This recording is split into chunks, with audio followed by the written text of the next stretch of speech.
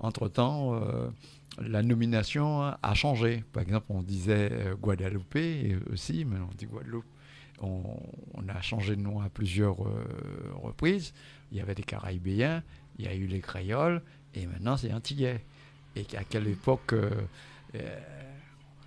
chaque couche de la société était existant sur ces territoires-là, ben, c'était pas au début de l'ère caribéenne, on pourrait dire. Parce que les vrais Caraïbes, il y a quasiment plus, si je m'abuse. Oui, après, c'est moi, mes termes pour moi, mais chacun dit comme il veut. Hein, ça, Ah, j'essaie pas de convaincre. C'est juste moi des termes que que tu préfères. ouais, je suis pas fan, voilà, de certains termes. Donc, mais c'est pour moi. C'est pas Ouais. chacun fait comme il veut. Et si je repose la même question, comment tu t'y réfères? Quelles sont tes fibres là-dessus, De quoi sur les Antilles? sur les Antilles? Bah, le truc, c'est que ça fait que quelques années que j'ai appris certaines choses. Par exemple, le bimidum, on m'en a parlé quand j'étais petite, mais je savais pas ce que c'était vraiment. Vous avez appris le bimidum en 2020, c'est ça? Comment? En 2020, vous avez appris ça? Ouais, vers là, ouais. Ouais, c'est ça. C'est un lien avec votre déplacement en 2020 aux Antilles, c'est ça? Ah non, non, pas du tout. Non, non, moi j'y étais allée parce que ça faisait 18 ans et ça faisait longtemps. Ouais. Je sentais il fallait que j'y retourne en À fait. quelle occasion vous avez appris le bimidum alors? C'était sur Instagram, en fait, c'est des personnes qui parlent de l'histoire des Antilles et D'accord. d'Afrique, en fait, et j'ai appris par eux. Et j'ai vu aussi un reportage sur ce thème-là, et voilà, c'était des choses que je savais pas. Donc Ouais. je me rends compte qu'il y a énormément de choses que je connais pas sur les Antilles. Donc c'est pour ça que pour l'instant, je l'ai pas encore traité dans mes BD, parce que je me sentais pas. De parler de choses que je connais pas, ça n'a Ouais, que pas vous trop de sens. maîtrisez pas Oui, suffisamment. voilà. Je préfère me renseigner plus, même pareil sur l'Afrique, me renseigner beaucoup plus et après ensuite retransmettre ça. Ça aura plus de sens que là. Oui, bien sûr, Voilà, ça va c'est de dans ce soi. sens-là. Vous serez plus à l'aise Oui. également. Et puis ne Alors, pas faire de faute parce que ça n'a pas de sens de dire un truc qui est faux aussi. Donc ah ben, voilà. ça, Voilà. c'est encore plus grave. Oui. Alors, justement, comme on est sur les Antilles, on peut dire question d'actualité. L'évolution institutionnelle et statutaire des Outre-mer. Il y a un projet de loi. Ouais, alors je connais pas du tout, je suis pas du tout politique, mais vous allez peut-être m'apprendre quelque chose. C'est quoi? Bah, depuis un an, il y a un projet de loi qui doit être finalisé. Vous avez entendu parler de l'article 74 et 73 concernant les statuts des différentes régions d'outre-mer. Ah, ils veulent enlever Des- département, je sais pas quoi, ils c'est ont ça? enlevé département, ils ont mis Drôme, Je sais même pas. région, voilà. C'est du pareil au même. Hein. Ça peut. Bah, c'est comme le franc CFA et ils ont dit ah, on va changer, on va l'appeler l'écho, mais c'est la même chose en fait, c'est un nom différent pour parler de la même chose donc je vois pas trop le. Est-ce que ça change vraiment quelque chose dans le fond en fait? L'évolution institutionnelle et statutaire des Outre-mer, Bah oui, ben, c'est une question que je me pose aussi. bah Parce que, bon, pour tout un chacun, quelle que soit l'évolution statutaire, c'est à savoir quels sont les moyens qui seront mis en place et quels sont les résultats qu'on puisse dégager de ces moyens-là à partir du moment qu'on sait quel niveau de société que chaque région d'outre-mer se situe.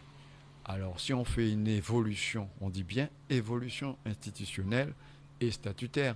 Alors, dans l'évolution, tout le monde devrait attendre un plus. Alors, la question, c'est est-ce qu'il y aura vraiment un plus? Là, jusque-là, on est dans. j'ai peut-être un avis dessus. Ah ben, j'écoute Je vais votre peut-être faire une avis. polémique, je sais pas. Bah j'ai l'impression que ça a été proposé parce que il y avait beaucoup de bruit sur l'indépendance des Antilles. Il y a toujours eu beaucoup de bruit. Voilà, donc ça tombe quand même, je sais pas. Je trouve que ça, personnellement, je trouve que ça, c'est pareil en fait. C'est juste un nom différent.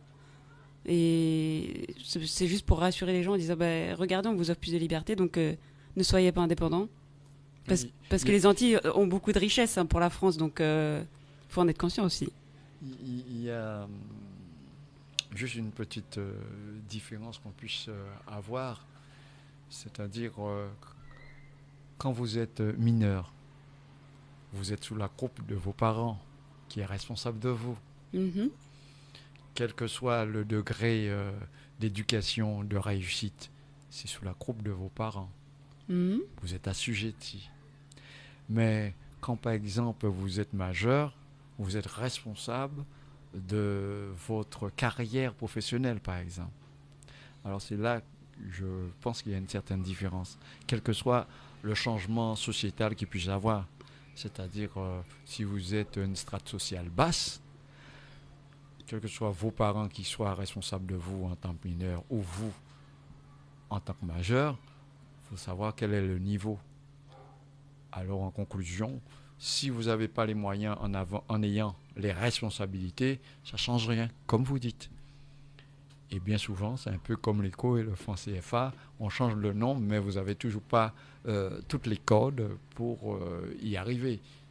Ça arrive très souvent. On appelle ça aussi certaines lois de décentralisation, c'est-à-dire maintenant, vous êtes responsable, mais vous aurez toujours un franc sous pour pouvoir mener la politique nécessaire qui est de base insuffisant.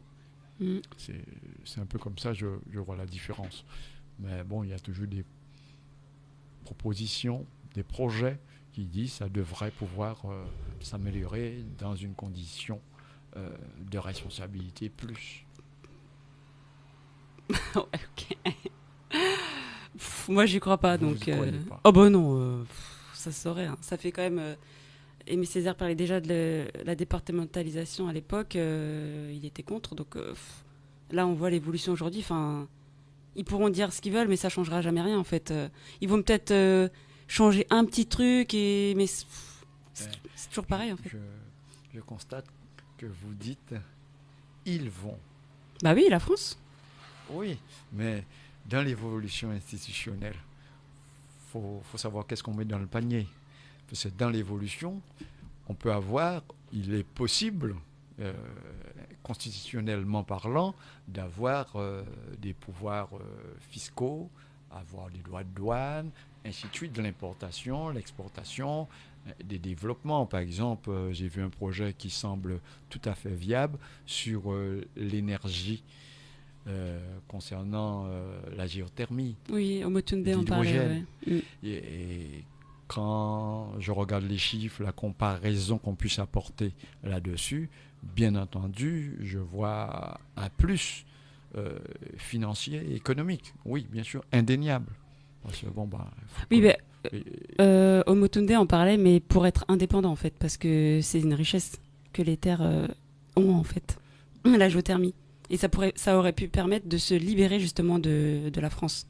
C'était pas pour rester avec eux, en fait. Oui, non, mais c'est toujours la même chose pour moi. Avec cette énergie-là, au Motunde, ou encore M. Gérald, comment il s'appelle encore? Oui, M. Gérald, qui est l'ingénieur qui pilote ce projet. Quel que soit, avec ou sans, je veux dire, le partage, il prime. Si par exemple, c'est comme dans une famille, dans un couple, si vous partagez bien, à deux, vous êtes plus fort. Ça, c'est indéniable. Alors, est-ce que là, le couple, c'est la France et les Antilles? Comment? Est-ce que le couple, là, c'est la France et les Antilles? Dans ce cas de figure, quand vous dites vous dites la France. M. Gérald